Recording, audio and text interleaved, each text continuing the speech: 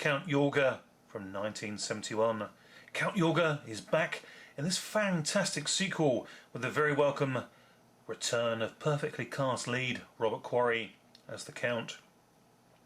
Still seeking his perfect type, the resonant blood type of the California hills. This time preying upon an innocent Christian family, using his will to manipulate a young boy named Tommy. His hold over the nearby orphanage boy enables him to use such innocence in his favour to gain advantage over those who would threaten his cause. Human blood is back on the menu, and Count Yorga is not one to take just a bit part. Stylish opening here sees the young boy Tommy playing kickball as he plays alone amongst the grasslands and surrounding trees, oblivious to the paupers' graves he has walked upon, and even less aware as he takes a momentary rest that the graves are erupting forth their shallow buried corpses. Dusk is upon him, and female vampires rise up in hauntingly well done fashion, slowly closing in upon the now startled boy. He runs away in fright, straight of course into the open arms of Count Yorga. Count Yorga is almost immediately thereafter seen attending a charity fancy dress function at the local community church centre. There he introduces himself to the very pretty and charming Cynthia Nelson, played by Marriott Hartley, a young woman he feels a strong bond towards. The Count experiences an emotion they had long since forgotten: love. A human emotion that for him as a vampire could threaten his very existence. The evening following the fancy dress event culminates in terrifying fashion as the family home of Cynthia is attacked by vampires. Cynthia's mother, father and sister are all brutally assaulted by the blood-lusting horde, breaking into the residence through windows and doors. All are drained of their blood and left for dead, with the exception of Cynthia, who is carried off to the waiting Count Yorga. Placed under his hypnotic spell, Cynthia believes that she is Count Yorga's guest at his home, recovering from a car accident involving her and her family. She subsequently and subconsciously is led to believe that her family are okay and that they will visit her in a few days once Cynthia has rested under Count Yorga's care.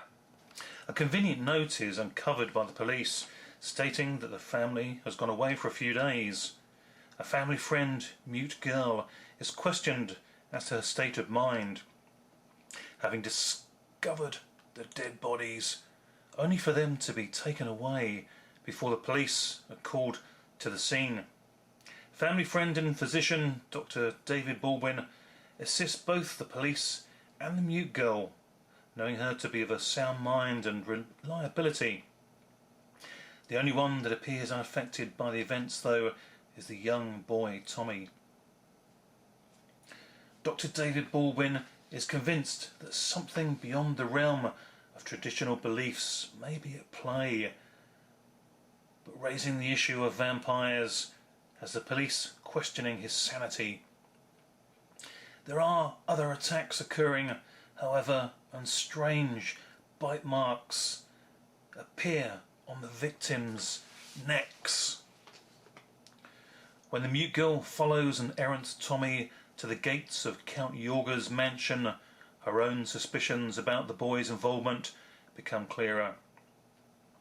It is now up to Dr. David Baldwin to hit home his beliefs that Count Yorga is indeed a vampire. With the somewhat derisory assistance of his police inspector friend, along with his junior colleague, the three of them, with the local reverend, call upon the Count during the hours of darkness. Reverend Thomas imposes himself upon Count Yorga, engaging him in conversation, whilst the others visit the property through less convivial method, sneaking in to try and establish just what is going on inside. It's not long before true believers of all as to vampires existing are made, as Count Yorga and his blood-thirsting harem bare fangs and defend their territory. The return of Count Yorga sticks almost rigidly to the successful formula of the original. Curiously enough, the film also could be perceived as a prequel, though, as there are no explanatory links as to how the Count is resurrected, and the fact that the manservant brooder is alive and well again. Slightly odd also is the choice of lead antagonist, Dr. David Baldwin, who is played again by Roger Perry from the original film, the same actor who was also portraying Dr. James Hayes from Count Yorga Vampire. When first he appears, you do believe that this may well be a precursor to Count Yorga Vampire. Still, if it isn't broken, as they say, don't try and fix it.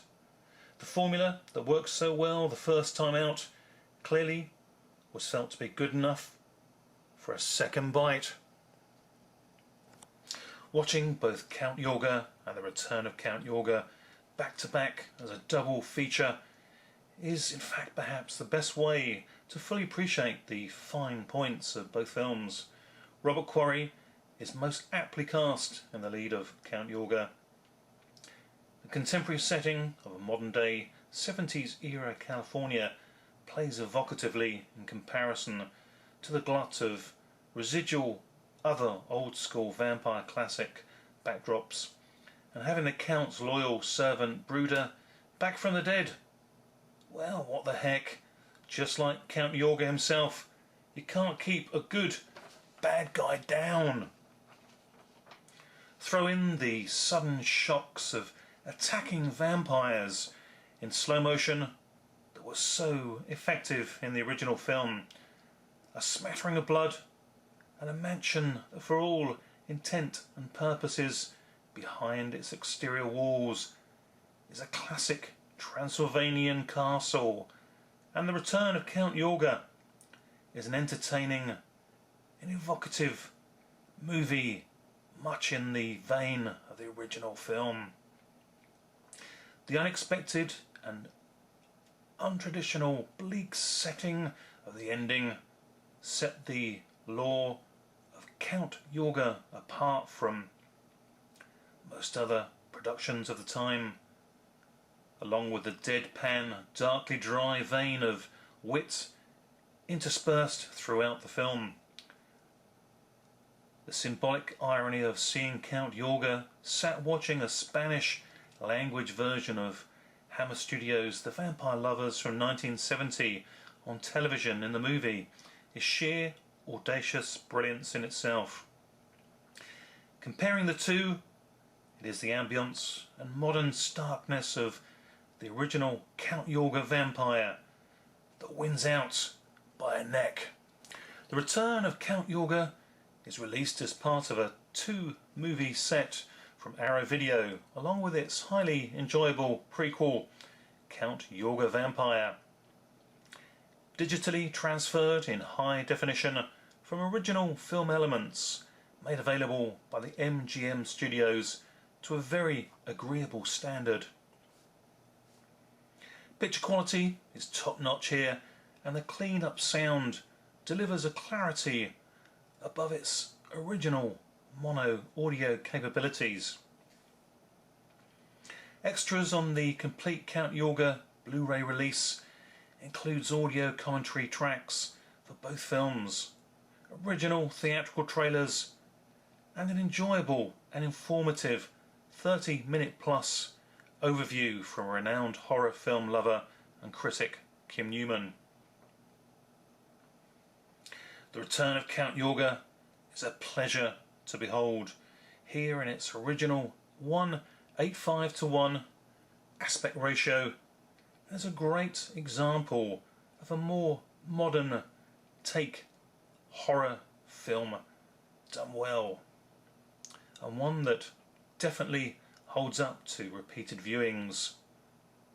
Deserving then of a solid 6 out of 10 sink your teeth into rating.